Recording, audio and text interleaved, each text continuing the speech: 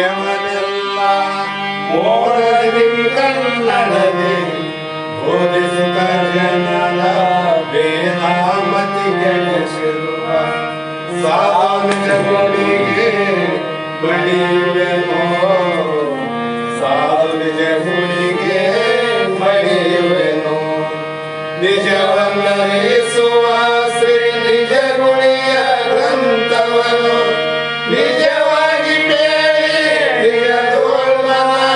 ಒಳಗಿಸುವ ಸುಜನರಿಗೆ ನಿತ್ಯ ನಂಬಿಸುವೆನೋ ಸುಜನರಿಗೆ ನಿತ್ಯ ನಂಬಿಸುವೆನೋ ಬದ್ಧ ಜೀವರಿಗೆಲ್ಲ ಅದ್ವೈತ ಬೋಧನೆ ಸುಂದರನಾಗಿ ಜೈದ ಶ್ರೀ ಜಡಿಸಿದ್ದ ಸಿದ್ಧಾರೂಢರಿಗೆ ನತನಪ್ಪೆ ಸಿದ್ಧಾರೂಢರಿಗೆ ನತನಪ್ಪೆ ಬಾಳ ಬಲ ವೇದಾಂತಕ್ಕೆ ಸರಿ ಬಾಳ ಗಜ್ಜನೆ ಕೇಳುವ ತನಕ ಬಾಳ ನೂತನಿರ್ಪರಿ ಶಾಸ್ತ್ರವೆಂಬುವ ನರಿಗಳು ಬಾಳ ಶಕ್ತಿಯ ಸಿಂಹಗರ್ಜನೆ ಬಾಳ ಕೇಳಿದ ಬಳಿಕ ಕೂಗವು ಬಾಳ ಕೇಳಲು ವೇದ ಎಂಬ ಶಾಸ್ತ್ರವನ್ನು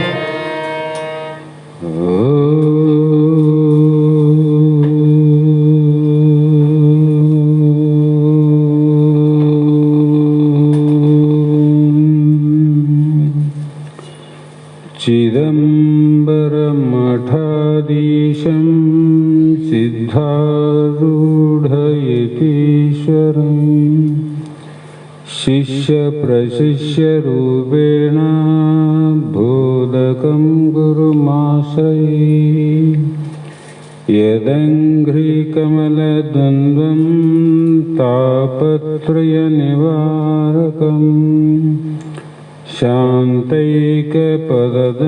देवं सिद्धारूढमहं भजे सिद्धसद्गुरुपादाब्जं जननी जनकस्तथा तत्त्वोपदेशकर्तारं नत्वा भक्तिपुरस्सरम् जगदादि जगद्गुरु अद्वैत सार्वभौम भक्ತರ ಮುಕ್ತರ ಕಲ್ಪವೃಕ್ಷ ಕಾಮಧೇನು ಸಿದ್ಧಾರೂಢ ಮಹಾಸ್ವಾಮಿಗಳ ಶ್ರೀ ಪಾದ ಪದ್ಮಗಳಿಗೂ ಆರೂಢ ಜ್ಯೋತಿ ಸದ್ಗುರು ಶಿವಪುತ್ರ ಮಹಾಸ್ವಾಮಿಗಳ ಶ್ರೀ ಪಾದಗಳಿಗೂ ಶ್ರೋತ್ರಿಯ ಬ್ರಹ್ಮನಿಷ್ಠ ಬ್ರಹ್ಮಲೀನ ಸದ್ಗುರು ಬಸವಾನಂದ ಮಹಾಸ್ವಾಮಿಗಳ ಚರಣ ಕಮಲಗಳಿಗೂ ಅನಂತ ದೀರ್ಘದಂಡ ಪ್ರಣಾಮಗಳನ್ನು ಸಮರ್ಪಿಸುತ್ತ ಸದ್ಗುರು ಸಿದ್ಧಲಿಂಗಪ್ಪ ತಾತ ಕಪಗಲ್ ಇವರನ್ನು ಮನದೋಳು ಪೂಜಿಸುತ್ತ ತಮ್ಮೆಲ್ಲರಿಗೂ ವಂದಿಸುತ್ತ ಈ ದಿನ ಶ್ರೀಮದ್ ಭಗವದ್ಗೀತೆ ಎನ್ನುವ ಗ್ರಂಥದ 13ನೇ ಅಧ್ಯಾಯದ 17ನೆಯ ಸೂತ್ರ 18ನೆಯ ಸೂತ್ರ 17 ಆಯ್ತಾ 18ನೇ ಸೂತ್ರ ಇಂದಿನ ಆಧಾರದ ವಿಷಯವಾಗಿದ್ದು ವಿಚಾರ ಮಾಡಲಾಗಿ ಶ್ರೀಕೃಷ್ಣ ಭಗವಂತನು ಅರ್ಜುನನಿಗೋಸ್ಕರವಾಗಿ ಆತನಲ್ಲಿ ಇರುವಂಥ ಸರ್ವ ಸಂಶಯಗಳನ್ನು ನಿವೃತ್ತಿ ಮಾಡೋದಕ್ಕೋಸ್ಕರವಾಗಿ ಹಲವು ಶ್ಲೋಕಗಳನ್ನು ಆಧಾರವಾಗಿಟ್ಟುಕೊಂಡು ಅರ್ಜುನನಿಗೆ ಬೋಧ ಮಾಡ್ತಾ ಇದ್ದಾನೆ. ಎಲ್ಲಿ ಕುರುಕ್ಷೇತ್ರ ಯುದ್ಧ ನಡೆದದ ರಣರಂಗ ಮಧ್ಯದಲ್ಲಿ ಶ್ರೀಕೃಷ್ಣ ಭಗವಂತ ಅರ್ಜುನನಿಗೆ ಉಪದೇಶ ಮಾಡಕತ್ತಾನ. ಅದನ್ನ ಭಗವಂತ ಏನು ಹೇಳಿದ ಹಿಂದೆ ಅಂದರೆ, ಯಾವ ಆತ್ಮ ಅನ್ನುವಂಥದ್ದು ಹೇಗಿದೆ ಅಂದರೆ ಅದು ಸ್ವಯಂ ಜ್ಯೋತಿ ಪ್ರಕಾಶ ಅಂತ ಸ್ವಂತ ಬೆಳಗ್ತದ.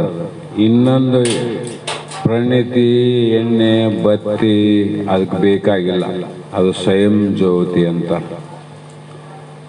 ಯಾಕಂದ್ರೆ ನಮ್ಮೆಲ್ಲರಿಗೂ ಅನುಭವ ಆದ ಈ ದೇಹದಲ್ಲಿ ಅದ್ಭುತವಾದಂಥ ಒಂದು ಪರವಸ್ತು ಆದ.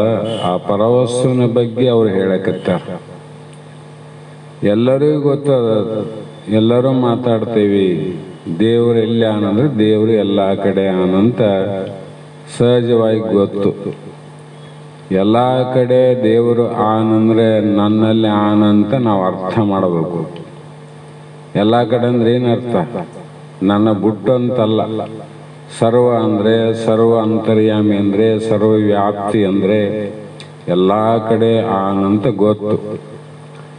ಆದರೆ ಆ ದೇವರನ್ನು ನಾವು ಎಲ್ಲಿ ಹುಡುಕಕತ್ತೀವಿ ಅಂದರೆ ಹೊರಗಡೆ ನಾವು ದೇವರನ್ನು ಹುಡುಕ್ಲಿಕ್ಕತ್ತೀವಿ ವಿನಃ ನಮ್ಮ ಅಂತರಂಗದಲ್ಲಿ ಇರುವಂಥ ದೇವರನ್ನು ನೋಡಲಿಕ್ಕೆ ನಾವೇನು ಮಾಡಬೇಕು ಅಂದರೆ ಅದೇ ಗುರುಶಾಸ್ತ್ರಾದಿಗಳನ್ನು ಶ್ರವಣ ಮಾಡಬೇಕು.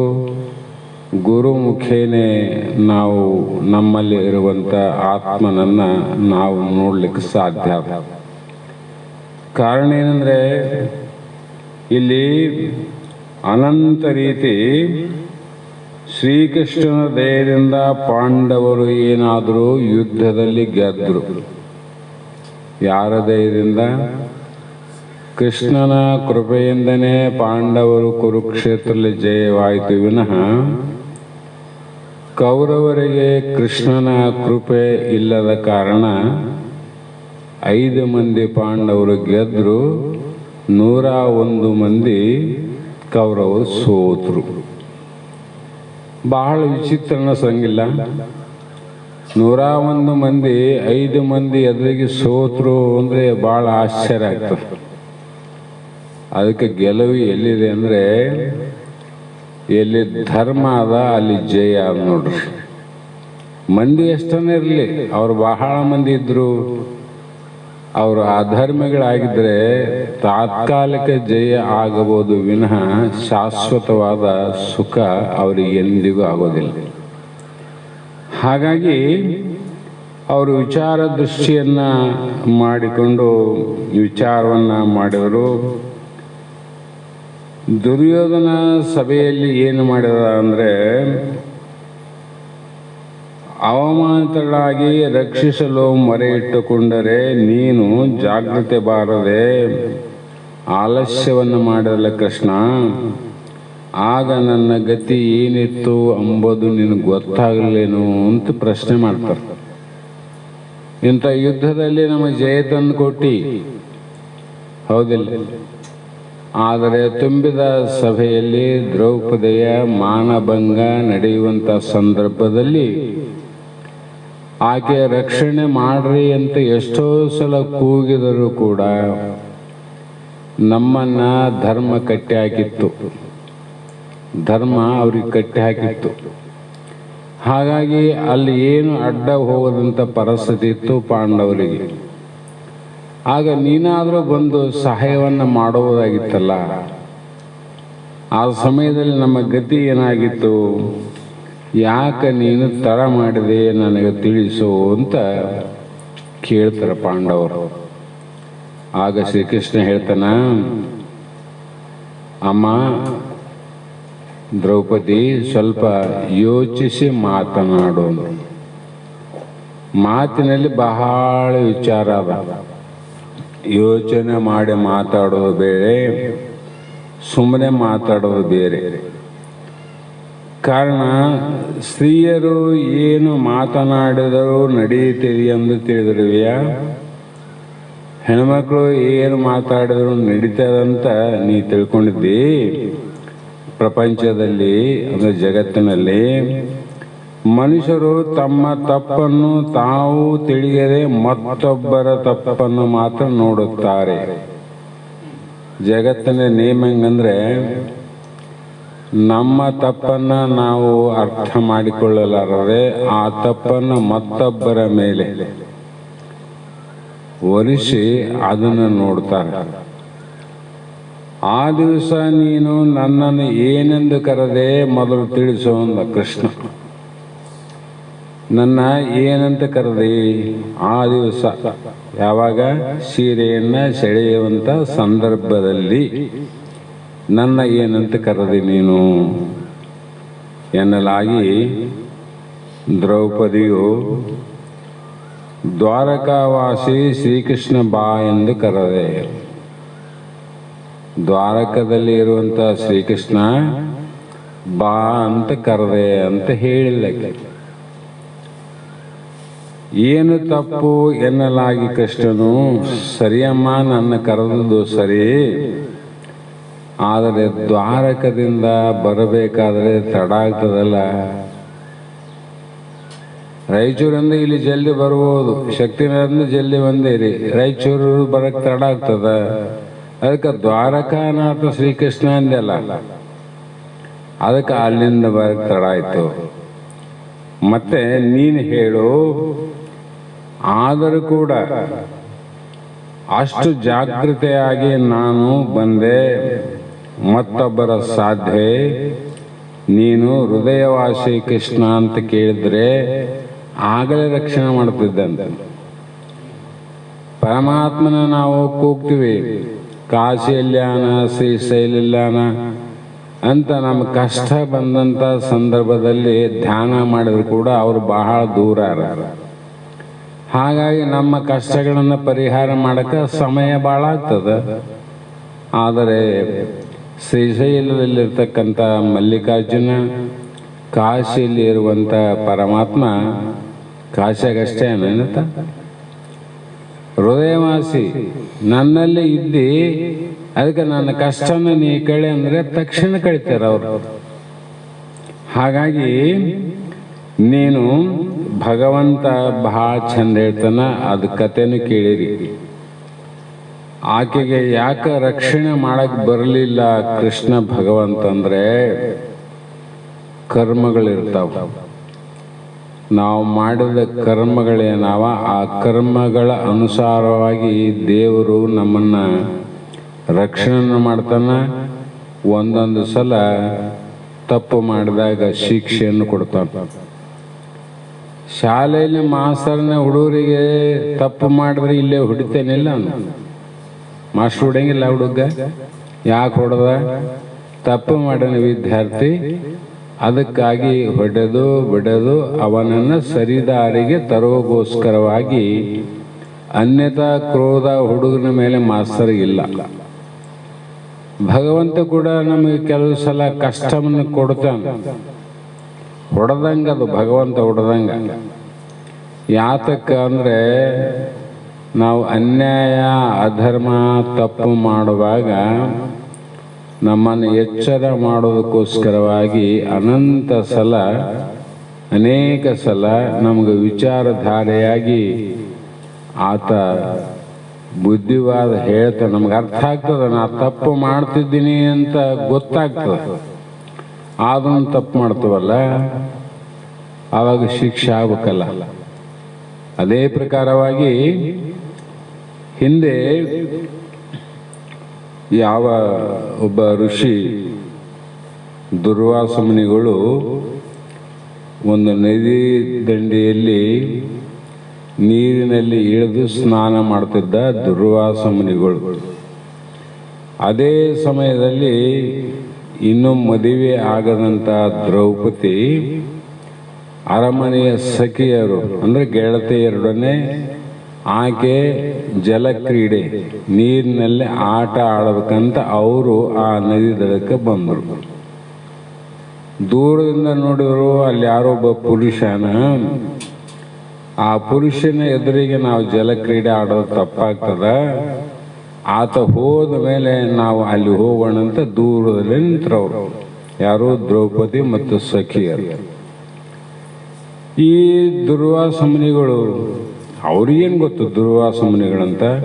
ಯಾರೊಬ್ಬ ಪುರುಷ ಅಂತ ಅನ್ಕೊಂಡಿದ್ರು.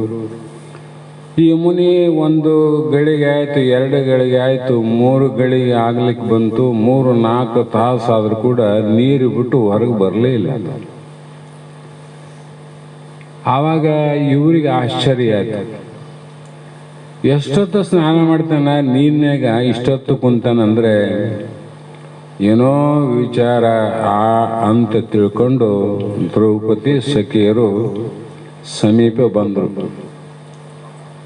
ಋಷಿಗಳು ಅಷ್ಟು ದೂರ ಅಲ್ಲಿ ನೀರಿನಲ್ಲಿ ಕುಂತಾರ, ಇವ್ರ ಮೇಲೆ ಅಷ್ಟು ದೂರ ದ್ರೌಪದಿ.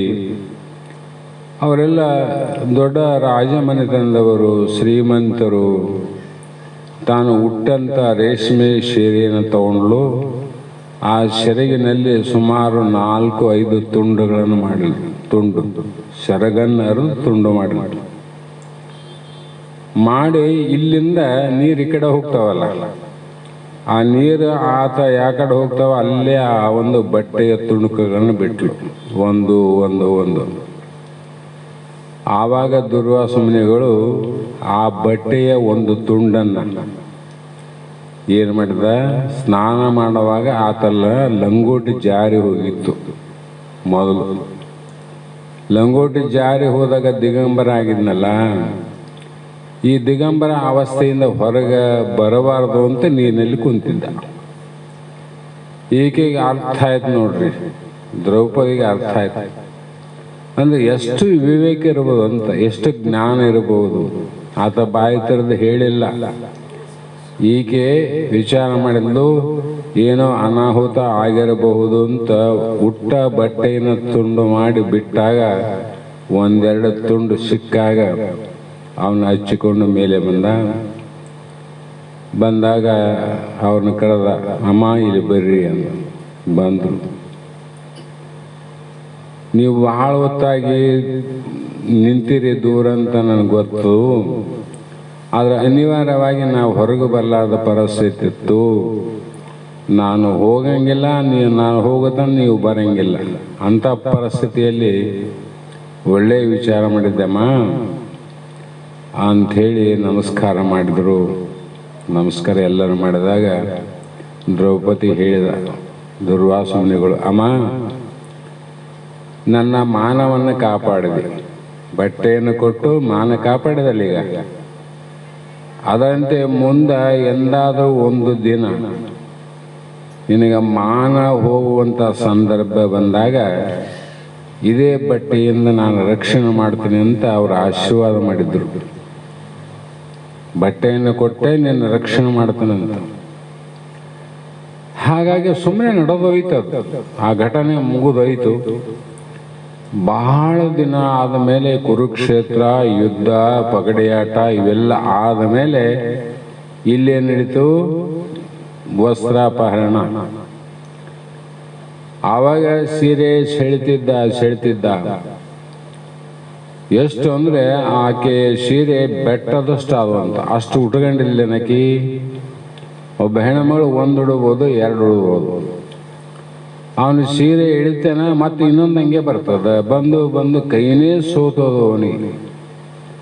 ಆವಾಗ ಅಲ್ಲಿ ಇರುವಂತ ಕೃಷ್ಣ ಗೊತ್ತಾಯ್ತು, ತಾನು ಅರಮನೆಯಲ್ಲಿ ತನ್ನ ಸತಿಯರ ಜೊತೆ ಸುಮ್ಮನೆ ವಿನೋದಕ್ಕಾಗಿ ಮಾತಾಡ್ತಾ ವಿಶ್ರಾಂತಿ ಕೂತಿದ್ರು. ಕೃಷ್ಣ ಭಾಳ ಚಡಪಡ ಆಯಿತು. ಮನೆಗೆ ಹೇಳಿದ್ರು, ಯಾಕೆ ಹಿಂಗೆ ಮಾಡ್ತೀರಿ ಅಂತ. ಇಲ್ಲ, ಆ ಸಂದರ್ಭ ಹಂಗಾದಂದ.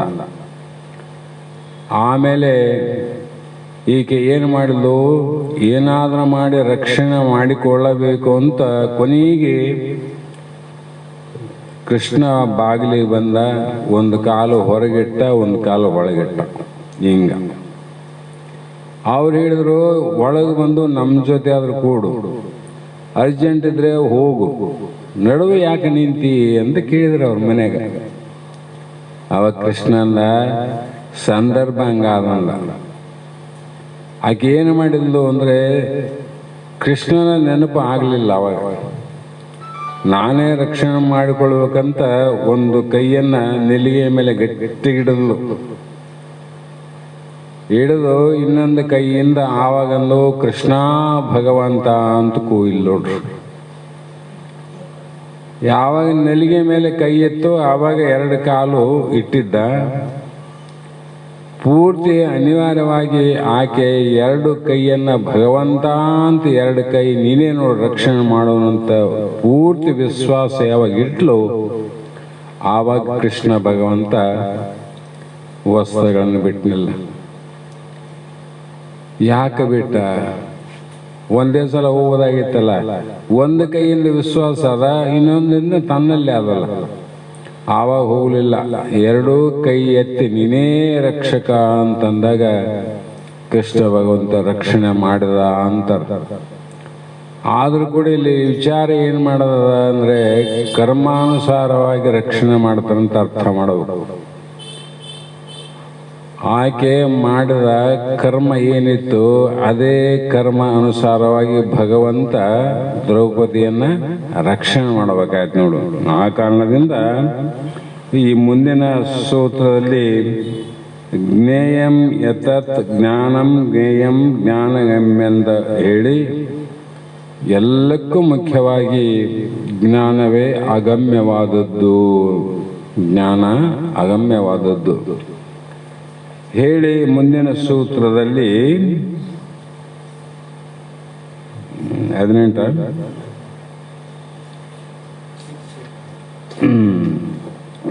18ನೇ ಸೂತ್ರದಲ್ಲಿ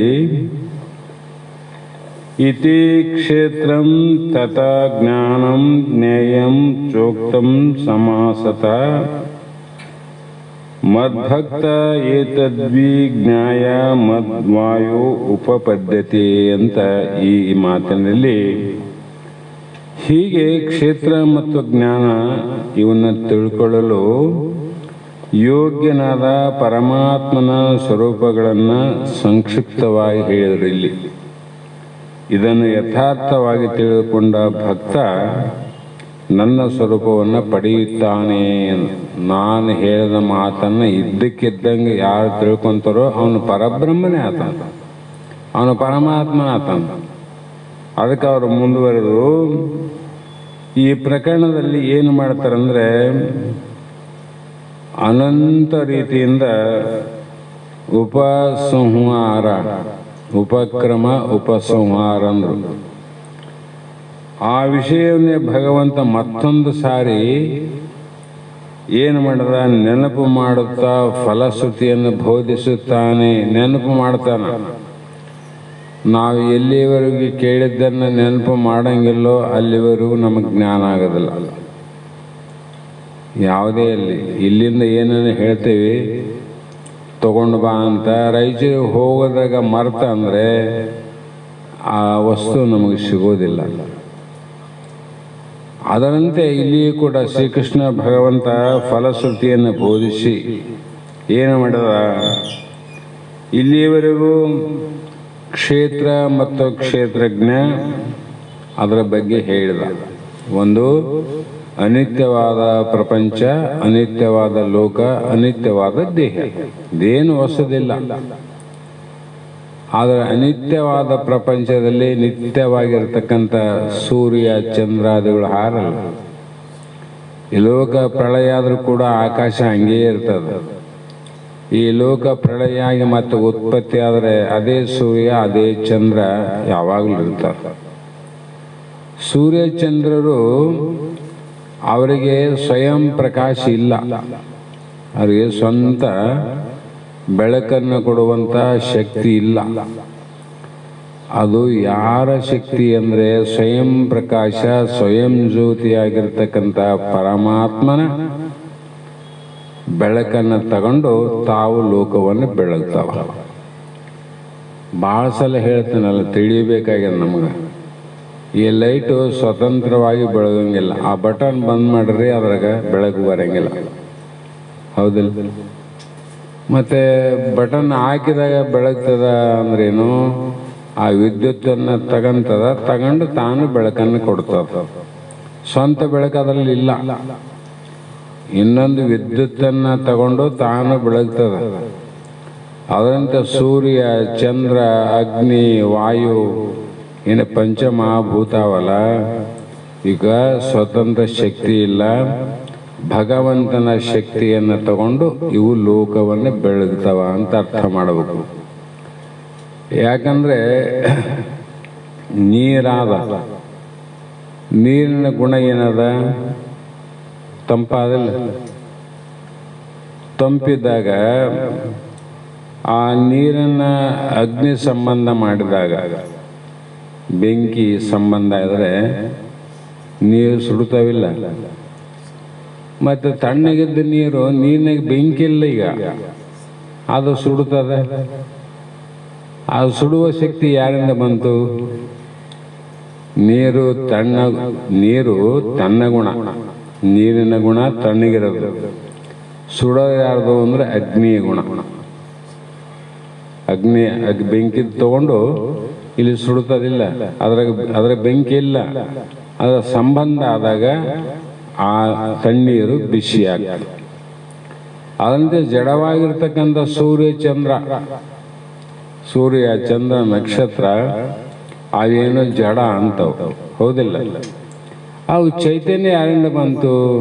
ಬೆಂಕಿಯಿಂದ ನೀರಿಗೆ ಸುಡೋದು ಬಂದಂಗೆ ಆ ಆತ್ಮನ ಶಕ್ತಿಯಿಂದ ಬೆಳಗುವ ಶಕ್ತಿ ಬಂದದ. ಆ ಬೆಳಕಿನಿಂದನೇ ಸೂರ್ಯ, ಚಂದ್ರ, ಅಗ್ನಿ, ನಕ್ಷತ್ರ ಎಲ್ಲವೂ ಕೂಡ ತಮ್ಮ ಕಾರ್ಯವನ್ನು ಮಾಡ್ತಾ. ಹಾಗಾಗಿ ಇಲ್ಲಿ ಮತ್ತೊಂದು ಮಾತು, ಅಮೀನುತ್ವಾದಿ ಸಾಧನಗಳಲ್ಲಿ 20 ಭಕ್ತಿ ವಿಚಾರಣಿ ಅಂದರೆ ಭಕ್ತಿಯನ್ನು ಒಂದು ಸಾಧನವನ್ನಾಗಿ ಹೇಳಿದೆ ವಿನಃ ಕೊನೆಯಲ್ಲಿ ಭಕ್ತಿಗೆ ಪ್ರತ್ಯೇಕವಾದ ವಿಶಿಷ್ಟ ಸ್ಥಾನವನ್ನು ಕೊಡುತ್ತಾ. ಭಕ್ತಿ ಹೇಳರ ಇಲ್ಲಂತಲ್ಲ, ಭಕ್ತಿಯೇ ಮುಕ್ತಿಗೆ ಕಾರಣ. ಆದ್ರೆ ಮುಂದೆ ಏನು ಮಾಡಿದ್ರು? ಅದಕ್ಕೆ ವಿಶಿಷ್ಟವಾದ ಬೇರೆಯಾದ ಒಂದು ಸ್ಥಾನವನ್ನು ಕೊಟ್ಟಾರ. ಭಗವಂತನು ನನ್ನ ಭಕ್ತನೇ ತತ್ವಜ್ಞಾನಕ್ಕೆ ಅಧಿಕಾರಿ ಎಂದು ಹೇಳಿದ್ದಾನೆ. ಪರಮಾತ್ಮ ಏನು ಹೇಳಿದ? ಅಧಿಕಾರಿಯೇ ತತ್ವಜ್ಞಾನಕ್ಕೆ ಮುಖ್ಯವಾದವನು ಅಂತ ಹೇಳಿದ ವಿನ ಎಲ್ಲರಿಗಂತಲ್ಲ. ಅದಕ್ಕಾಗಿ ಆ ಒಂದು ಕೃಷ್ಣ ಭಗವಂತ ಹೇಳುವಾಗ ಅರ್ಜುನನಿಗೆ ಸ್ವರೂಪ ಜ್ಞಾನ ಆಯಿತು, ಉಳಿದವರಿಗೆ ಆಯ್ತೇನೋ? ಯಾರಿಗೇನ ಆಗಲಿಲ್ಲ. ಭಕ್ತಿ ಯಾವಾಗ ನಾವು ಭಕ್ತರಾಗ್ತೀವಿ ಆವಾಗ ಜ್ಞಾನ ಸಾಧನೆಯ ಮಾರ್ಗ ಸಿಗ್ತದೆ, ಮಾರ್ಗ ದಾರಿ. ಕೃಷ್ಣ ಅದಕ್ಕಿಂತ ಮುಂಚಿತವಾಗಿ ಅರ್ಜುನ, ಪಾಂಡವರು, ಕೌರವರು ಅವರಿಗೆಲ್ಲ ಸೋದರ ಮಾವನಾಗಿ, ಕೆಲವರಿಗೆ ಅಣ್ಣನಾಗಿ, ಕೆಲವರಿಗೆ ಮಾವನಾಗಿ ಏನೇನೋ ಆಗಿರ್ತಾರೆ, ಹೌದಿಲ್ಲ? ಅಷ್ಟು ದಿನ ಅಷ್ಟು ಸಲಿಗೆಯಿಂದ ಇರ್ತಕ್ಕಂಥ ಅರ್ಜುನ ಯಾಕೆ ಈ ಮಾತು ಹೇಳಲಿಲ್ಲಪ್ಪ? ಹೇಳಬಹುದಾಗಿತ್ತಲ್ಲ. ಈ ಗದ್ದಲದಲ್ಲಿ, ಯುದ್ಧರಂಗದ ಮಧ್ಯದಲ್ಲಿ ಯಾರು ಸಾಯ್ತೀವಿ ಅನ್ನುವಂಥ ಸಾವಿನ ಭಯದಲ್ಲಿ ಇರುವಂಥ ಸಂದರ್ಭದಲ್ಲಿ ಕೃಷ್ಣ ಯಾಕೆ ಹೇಳಿದ ಇಲ್ಲಿ ಅಂತ ವಿಚಾರ ಮಾಡಬೇಕಾಗಿದೆ. ಯಾಕೆ ಹೇಳಿಲ್ಲ ಅಲ್ಲಿ ಅಂದರೆ, ಅಲ್ಲಿ ಶ್ರೀಕೃಷ್ಣ ನಮ್ಮ ಮಾವ, ಸೋದರ ಮಾವ, ನಮಗೆ ಅವನು ಇವನು ಆಗಬೇಕಂತ ಅವರಲ್ಲಿ ದೃಷ್ಟಿ ಇತ್ತು. ಇವನು ಸಾಕ್ಷಾತ್ ಭಗವಂತ ಅನ್ನೋದು ಯಾವಾಗ ಗೊತ್ತಾಯಿತು? ಯುದ್ಧರಂಗದ ಮಧ್ಯದಲ್ಲಿ, ಅವತ್ತು ಗೊತ್ತಾಯ್ತು. ಅವತ್ತು ಅರ್ಜುನಿಗೆ ಏನಾಯ್ತು? ಜ್ಞಾನೋದಯ ಆಯ್ತು. ಅವಾಗ ಹೇಳಿದ, ನೀನು ಭಗವಂತ ಅಂತ. ಯಾವ ಕ್ಷಣದಲ್ಲಿ ಅರ್ಜುನ ಭಗವಂತ ಅಂತ ಕೃಷ್ಣಗಂದ, ಆವಾಗ ಕೃಷ್ಣ ಏ ಶಿಷ್ಯನೇ ಅಂದ್ಬಿಟ್ಟವ್ರು. ಎಷ್ಟೊತ್ತು ಬೇಕ್ರಿ? ಎಷ್ಟೊತ್ತಾಯ್ತು ಅಲ್ಲಿ? ಯಾಕೆ ಹೇಳಿಲ್ಲ ಅಂದರೆ, ಅದು ಭಾವ ಬರಲಾರದೆ, ಭಕ್ತಿ ಇಲ್ಲದೆ, ಭಕ್ತಿ ಇಲ್ಲದ ಶಿಷ್ಯಂಗೆ ಒತ್ತಿ ಕೊಟ್ಟ ಉಪದೇಶ ಭಕ್ತಿದ ಕೆರೆಯಲ್ಲಿ ರಾಜನ ಬಿತ್ತಿ ಬೆಳೆದಂತೆ ಸರ್ವಜ್ಞಾನ. ಭತ್ತ ಎಲ್ಲಿ ಬೆಳಿತಾವ? ನೀರಿದ್ದಲ್ಲೇ ಬೆಳಿತಾವಿಲ್ಲ. ಕೆರೆ ಬತ್ತದ ಅಂತದ್ರಾಗ ಕವಳೆ ಬಿತ್ತಿ ನಾನು ಅನ್ನ ಉಣ್ತೀನಂದ್ರೆ ಎಷ್ಟು ಮೂರ್ಖತನ.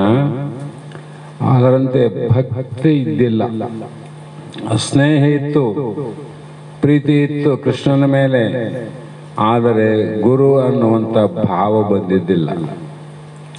ಕುರುಕ್ಷೇತ್ರದ ಗೊತ್ತಾಯಿತು ಈತ ಸಾಮಾನ್ಯನಲ್ಲ. ಯಾಕಂದ್ರೆ ಆ ರಥದ ಯುದ್ಧವನ್ನು ಮಾಡುವ ಸಂದರ್ಭದಲ್ಲಿ ಅರ್ಜುನಿಗೆ ಹೇಗೆ ಸಹಾಯ ಮಾಡಿದ್ರೆ, ಅರ್ಜುನನ ಮೇಲೆ ಆ ಒಂದು ಕೌರವರ ಸೈನ್ಯದಿಂದ ಅನಂತ ಶಕ್ತಿಯಿಂದ ಅನಂತ ತಪಸ್ಸನ್ನು ಮಾಡಿ ಎಂಥೆಂಥ ಬಾಣಗಳನ್ನು ಬಿಲ್ಲುಗಳನ್ನು ಪಡೆದಂಥ ಘಟಾನುಘಟಿಗಳಿದ್ರು. ಅವರು ಒಂದೊಂದು ಬಾಣಕ್ಕೆ ಅರ್ಜುನ ಅಲ್ಲೇ ಸತ್ತ ಹೋಗು ಅಂತ ಬಲಿಷ್ಠಿದ್ರು. ಆದರೆ ಕೃಷ್ಣ ಆ ಬಾಣವನ್ನು ತಗಲಲಾರ್ದಂಗ ಅದು ಎಕಡೆ ಬರ್ತದ, ಆ ರಥವನ್ನು ಮೇಲೇನೆ ಹೋಗ್ತಿದ್ದ, ಇಲ್ಲನೇ ಕೆಳಗನೆ ಮಾಡ್ತದ.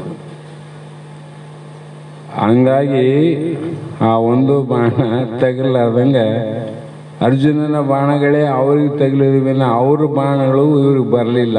ಇದು ಕಾರಣ ಏನು? ಕೃಷ್ಣ. ಅವಾಗ ಮೂರು ಲೋಕದ ಗಂಡನಾಗಿ ನಾನೇ ಶ್ರೇಷ್ಠ ಅಂತ ಅಹಂಕಾರದಿಂದ ಇದ್ದಂಥ ಅರ್ಜುನಿಗೆ ಗೊತ್ತಾಯಿತು, ಈ ರಥನೇ ಇಳಿತದ, ರಥ ಮೇಲೆ ಹೋಗ್ತದಂದ್ರೆ ಶ್ರೀಕೃಷ್ಣ ಸಾರಥಿ ಅಲ್ಲ ಅವನು, ಇದು ಯಾರಿಂದ ಆಗಲಾರದ ಅಸಾಧ್ಯವಾದ ಕಾರ್ಯ. ಇವನು ಭಗವಂತನೇ, ಸಾಕ್ಷಾತ್ ಪರಮಾತ್ಮನೇ ಅಂತ ಯಾವಾಗ ಅವನಲ್ಲಿ ಭಗವಂತ ಅನ್ನುವ ಭಕ್ತಿ ಬಂತು, ತಕ್ಷಣದಲ್ಲಿ ಅರ್ಜುನ ಬೋಧ ಮಾಡಕ್ಕೆ ಶುರು ಮಾಡಿದ. ನೋಡು, ನೀನು ಯಾಕೆ ಅಂಜಂಗಿಲ್ಲ, ಅಳ್ಕಂಗಿಲ್ಲ, ಯುದ್ಧ ರಂಗ ಮಧ್ಯದಲ್ಲಿ ಯುದ್ಧವನ್ನು ಮಾಡಬೇಕು. ನಿನ್ನಿಂದ ಯಾರು ಸಾಯೋರು ಇಲ್ಲ, ನಿನ್ನಿಂದ ಯಾರು ಸಾಯಿಸೋಕ್ಕೂ ಬರೋದಿಲ್ಲ. ಆದರೆ ನೀ ಮಾಡುವ ಯುದ್ಧ ಅನೈತಿಕವಾದ ಅಂದರೆ ಭೌತಿಕವಾದ ದೇಹದ ಜೊತೆ ವಿನಃ ಆತ್ಮನ ಜೊತೆ ಅಲ್ಲ ಅಂದ. ಯಾಕಲ್ಲ, ಹೇಗಲ್ಲ ಅಂತ ಸಂಶಯ ಬರೋಕ್ಕೋಸ್ಕರವಾಗಿ ಇಷ್ಟು ಅಧ್ಯಾಯಗಳನ್ನು ಅರ್ಜುನಿಗೆ ಹೇಳಬೇಕಾಯ್ತು. ನೋಡ್ರಿ, ಈಗಾಗಲೇ ಹೇಳಿಬಿಟ್ಟ ಸ್ಮೃತಿ ಲಬ್ಧ ಅಂತ. ನನಗೆ ನನ್ನ ಸ್ವರೂಪ ಜ್ಞಾನ ಆಗ್ಯದ, ಅದನ್ನು ದೃಢ ಮಾಡೋದಕ್ಕೋಸ್ಕರವಾಗಿ ಮತ್ತೆ ಭಗವಂತ ಏನು ಮಾಡ್ತಾನೆ? ಭಕ್ತನೇ ಜ್ಞಾನಕ್ಕೆ ಅಧಿಕಾರಿ. ಆದರೂ ಅಮಾನಿತ್ವಾದಿ ಗುಣಗಳಲ್ಲಿ ಭಕ್ತಿ ಸೇರಿದರೆ ಮಾತ್ರ ಅದು ನಿಜವಾದ ಅಮಾನಿತ್ವವಾಗುತ್ತದೆ. ಪರಮೇಶ್ವರನ ಅನುಗ್ರಹ ಉಂಟಾದರೆ ಮಾತ್ರ ಪ್ರಕೃತಿಯ ಪ್ರತಿಬಂಧಕಗಳು ತೊಲಗಿ ಸಾಧಕನು ಸಿದ್ಧಿಯನ್ನು ಸಂಪಾದಿಸಬಲ್ಲನು. ಯಾರಿಗೆ ಈಶ್ವರನ ಕೃಪಾ, ಗುರುವಿನ ಕೃಪಾ, ಮಹಾತ್ಮರ ಕೃಪಾ ನಮಗೆ. ಬಹಳ ಮಂದಿ ಮಹಾತ್ಮರು ಜಗತ್ತಿನಲ್ಲಿ ಇಲ್ಲಂತಲ್ಲ, ಆದರೆ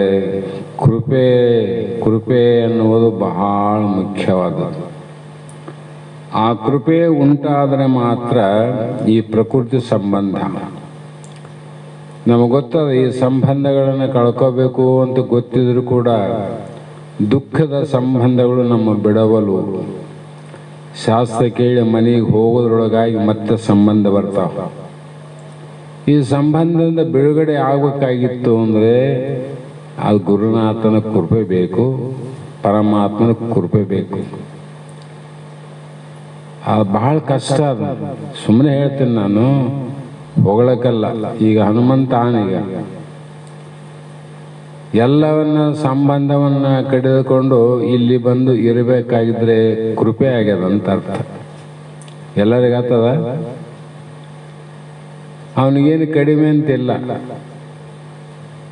ಅನ್ನ ನೀರು ವಸ್ತ್ರಕ್ಕಾಗಿ ಏನು ಅನಾಥನೂ ಅಲ್ಲ. ಆದರೂ ಕೂಡ ಎಲ್ಲ ಸಂಬಂಧವನ್ನು ಕಡಿದುಕೊಂಡು ಗುರು ಸಂಬಂಧದಲ್ಲೇ ಕಾಲ ಕಳಿತಾನಲ್ಲ ಅಂದರೆ ಎಲ್ಲೋ ಕೆಲವು ವ್ಯಕ್ತಿಗಳಿಗೆ ಮಾತ್ರ ಇದು ಕೃಪೆ ಆಗ್ತದಂತ ಅರ್ಥ. ಹಾಗಾಗಿ ಭಕ್ತಿಯು ಪರಮಾರ್ಥ ಸಾಧನೆಗೆ ಮಹತ್ವದ ಆಧಾರ. ಭಕ್ತಿ ಅನ್ನುವುದು ಆಧಾರ. ಅದು ಕುಳಿತುಕೊಳ್ಳಕ್ಕೆ ನೆಲ ಇದ್ದಂಗ. ಮುಕ್ತಿ ಸಂಪಾದನೆ ಮಾಡಬೇಕಾದ್ರೆ ಭಕ್ತಿ ಅಡಿಪಾಯ ಅಂತದ್ದು. ಭಕ್ತಿ ಅಡಿಪಾಯ. ಹಾಗಾಗಿ ವಿಶೇಷವಾಗಿ ಆ ಒಂದು ಅಧಿಕಾರಿ ಏನು ಮಾಡ್ತಾನಂದ್ರೆ ಈ ತತ್ವವನ್ನು ವಿಶೇಷವಾಗಿ ತಿಳಿದುಕೊಳ್ಳುವ ಸಂಬಂಧ ಆಗ್ತದೆ. ವಿಶೇಷವಾಗಿ ಅರ್ಥ ಮಾಡ್ತಾನೆ ಅವನು. ಅದಕ್ಕಾಗಿ ಭಕ್ತನಾಗಿ ಇರದೆ ಭಗವಂತ ಆಗ್ತಾನೆ. ಮುಂದೆ ಏನಾಗ್ತಾನ? ಭಕ್ತನೇ ಭಗವಂತ ಆಗ್ತಾನೆ. ಮಗನೇ ಮುಂದೆ ತಂದೆ ಆದಂಗ. ಮಗ ಮಗನಾಗಿರ್ತಾನೇನ್ರಿ, ಮಗಳು ಮಗಳಾಗಿರಂಗಿಲ್ಲ. ಮುಂದೆ ಅವಳು ತಾಯಿ ಆತಾಳ, ಮಗ ತಂದೆ ಆತ. ಅದರಂತೆ ಅಂಥ ಭಕ್ತಿ ಉಳ್ಳವನು ಏನಾಗ್ತಾನ? ಮುಕ್ತಿಗೆ ಮೂಲ ಕಾರಣ ಅಂದರೆ ಅವನೇ ಭಗವಂತ ಆತನ ಮುಂದೊಂದು ದಿನ. ಮಹಾತ್ಮರ ಜ್ಞಾನಿಗಳ ಸಂಘ ಮಾಡಲಾರ್ದವರು ಜಗತ್ತಿನಲ್ಲಿ ಈ ಪ್ರಪಂಚದಲ್ಲಿ ಜ್ಞಾನಿಗಳು ಆಗ್ಯಾರ ಅಂದರೆ ಒರಿಜಿನಲ್ ಜ್ಞಾನಿಗಳಂತಲ್ಲ. ಒರಿಜಿನಲ್ ಜ್ಞಾನಿಗಳಾಗಿದ್ದರೆ ಅವರು ಗುರು ಕೃಪೆಯನ್ನು, ಗುರು ಸೇವಾದಿಗಳನ್ನು, ಗುರುಮುಖೇನ ಶಾಸ್ತ್ರವನ್ನು ಅಭ್ಯಾಸ ಮಾಡಿ ಯಾರು ಗುರುವಿನಲ್ಲಿ ಭಕ್ತರಾಗಿ ಭಕ್ತರೇ ಮುಂದೆ ಮುಕ್ತಿಯಾಗಿ ಭಗವತ್ ಸ್ವರೂಪಿಗಳಾರ ಅವರು ನಿಜವಾದ ಜ್ಞಾನಿಗಳಂತ. ಅಂಥ ಅರಮನೆಯನ್ನು ಬಿಟ್ಟು, ಸಂಪತ್ತನ್ನು ಬಿಟ್ಟು, ಎಲ್ಲವನ್ನ ತ್ಯಾಗ ಮಾಡಿ ಕಬೀರ ಹೈದರಾಬಾದ್ ನಿಜಾಮನ ಸಂಬಂಧಿಕರು ಅಂದರೆ ಬೀಗರು ಅಂತ. ರಾಜಮನೆತನದ ಬೀಗರು ಅಂದರೆ ಅವರು ಕೂಡ ರಾಜಮನೆತನದವರೇ, ಶ್ರೀಮಂತರೇ. ಇಷ್ಟೆಲ್ಲ ಇದ್ದು ಕೂಡ ಅವನ ಮನೆಗೆ ಪ್ರತಿ ದಿವಸ ನೂರಾರು ಜನ ಬರ್ತಿದ್ರು, ಹೋಗ್ತಿದ್ರು. ಕಬೀರ ನೋಡ್ತಿದ್ದ, ಹೌದು ನಮ್ಮ ಮನೆಗೆ ಇಷ್ಟು ಮಂದಿ ಯಾರ್ಯಾರೋ ಬರ್ತಾರ ಹೋಗ್ತಾರ, ಬರಲಿ ಹೋಗಲಿ, ಆದರೆ ಒಂದು ದಿನ ಆದರೂ ಕೂಡ ಒಬ್ಬ ಸಾಧು ಬಂದದ್ದು ನೋಡಲಿಲ್ಲ, ಒಬ್ಬ ಸನ್ಯಾಸಿ ಬಂದದ್ದು ನೋಡಲಿಲ್ಲ, ಒಬ್ಬ ಸಂತನು ಬರಲಿಲ್ಲ. ಇಷ್ಟು ಮಂದಿ ನಮ್ಮ ಮನೆಗೆ ಬರ್ತಾರ, ಅವ್ರು ಯಾಕೆ ಬರಂಗಿಲ್ಲ ಅಂತ ಚಿಂತೆ ಆಯ್ತು ಅವನಿಗೆ. ನೋಡ್ರಿ ಎಷ್ಟು ವಿಚಾರ. ನಾವು ಬೀಗರು ಬರಲಿಲ್ಲ, ಮಾವ ಬರಲಿಲ್ಲ ಅಂತ ಎಷ್ಟು ಚಿಂತೆ ಮಾಡ್ತೀವಿಲ್ಲ ಅವು. ಬರೀ ಇದೇ ಚಿಂತೆಗೆ ಜೀವನ ಕಳೆದು ಬಿಟ್ಟಿವಿ ನಾವು. ಅವ್ರ ಮಾವ ಬರಲಿಲ್ಲ, ಇವನ ಮಾವ ಬರಲಿಲ್ಲ, ಈ ಸೊಸೆ ಬರಲಿಲ್ಲ, ಆ ಸೊಸೆ ಬರಲಿಲ್ಲ. ಇದಕ್ಕೆ ಚಿಂತೆ ಮಾಡಿವಿಲ್ಲ ನಾವು. ನಿಜವಾಗಿ ವಿಚಾರ ಮಾಡೋದು ಎಷ್ಟು ಸಲ ಮಾಡೀವಿ. ಜೀವನ ಪರ್ಯಂತರ ಅದೇ ಚಿಂತೆ. ಹೋಗಲಿ ಬಿಡಪ್ಪ, ಯಾರಾದರೂ ಬಂದ್ರೇನು ಬಿಟ್ರೇನು, ಒಬ್ಬ ಮಹಾತ್ಮ, ಒಬ್ಬ ಸಾಧು, ಒಬ್ಬ ಸನ್ಯಾಸಿ, ಸಂತ ಬಂದಲ್ಲ ಅಂತ ದಾರಿ ಕಾಯ್ದೀವಿ ನಾವು. ಬೀಗರಿಗೆ ಜನ್ಮ ಜನ್ಮಾಂತರ ದಾರಿ ಕಾದೀವಿ. ಒಬ್ಬ ಸಂತನಿಗಾಗಿ, ಮಹಾತ್ಮನಿಗಾಗಿ ದಾರಿ ಕಾದವ್ರು ಎಷ್ಟು ಮಂದಿ ಯಾರಪ್ಪ. ಅದು ಕಬೀರಿಗೆ ಬಂತು ನೋಡ್ರಿ. ಆವಾಗ ಒಬ್ಬ ಮಹಾತ್ಮ ಹೋಗ್ತಿದ್ದ ದಾರಿಯಲ್ಲಿ ಕೇಳಿದ, ಯಾಕೋ ಇಲ್ಲಿ ಕುಂತಿ ಅಂದಾಗ ಅವಾಗ ಸಾಧು ಕೇಳಿದ, ಸಾಧುಗಳೇ ನಮ್ಮ ಮನೆಗೆ ದಿವಸ ನೂರಾರು ಮಂದಿ ಬರ್ತಾರೆ ಹೋಗ್ತಾರೆ. ಒಂದು ದಿನ ಅಲ್ಲ, ಪ್ರತಿದಿನ ಬರ್ತಾರೆ. ಆದರೂ ನನಗೆ ಈ ಮನೆಯಲ್ಲಿ ಸಮಾಧಾನ ಇಲ್ಲ, ಶಾಂತಿನೇ ಇಲ್ಲ ಅಂದ.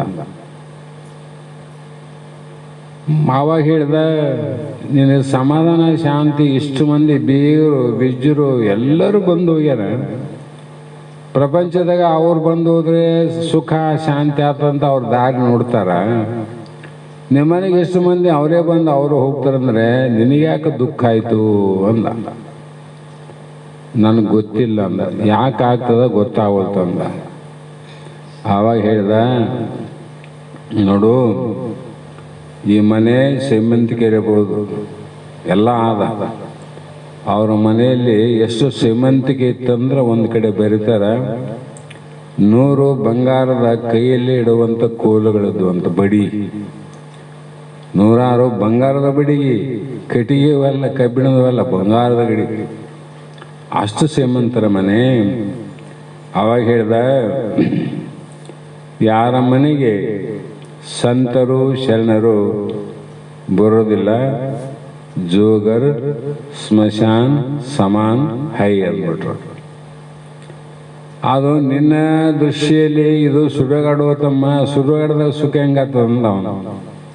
ಹಾಗೆಂದ, ನಮ್ದು ಅರಮನೆ ಅದ, ಸಂಪತ್ತು ಅದ, ಸುಡುಗಾಡ ಅಂತ ಅಂತಾರಲ್ಲ ಇವರು ಅಂದ. ನೋಡು, ಇದು ಸಾಧು ಸಂತ ಮಹಾತ್ಮರು ಬರಲಿಲ್ಲ, ಅದು ಎಷ್ಟೇ ಇದ್ರೂ ಕೂಡ ಅದು ಸುಡುಗಾಡಿದಂಗ, ಅದು ಅರಮನೆ ಅಲ್ಲ. ಅದಕ್ಕಾಗಿ ಮಹಾತ್ಮರು ಬಂದಿಲ್ಲ, ನಿನಗೆ ಆನಂದ ಆಗಿಲ್ಲ ನೋಡು. ಇದೇ ಕಾರಣ, ಚಿಂತೆ ಮಾಡಬೇಡ, ತಿಳ್ಕೊಂಡ, ವಿಚಾರ ಮಾಡಿ ನೋಡಂದ.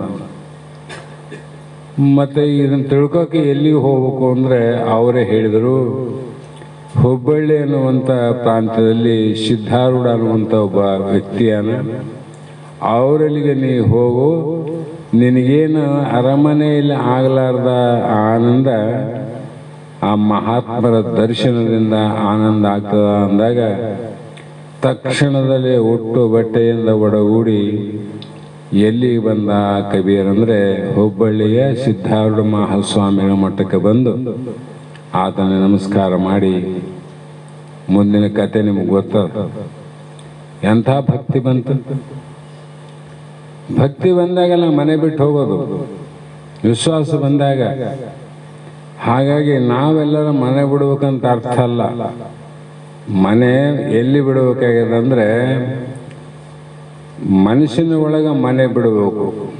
ಬಾಯಲ್ಲಿ ಇರಲಿ, ಬಾಯಲ್ಲಿ ಹೆಂಡ್ರಿರಲಿ, ಮಕ್ಕಳಿರಲಿ, ನಿಮ್ಮ ಹೊಲ ಇರಲಿ, ನಿಮ್ಮ ಹಣ ಇರಲಿ, ನಿಮ್ಮ ಬ್ಯಾಂಕ್ ಇರಲಿ, ಎಲ್ಲವೂ ಹೊರಗಿರಲಿ.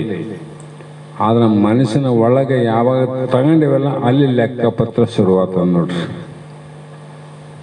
ಲೆಕ್ಕಪತ್ರ ಯಾವಾಗ? ವ್ಯವಹಾರ ಮಾಡಿದಾಗ ಶುರುವಾಗ್ತದ.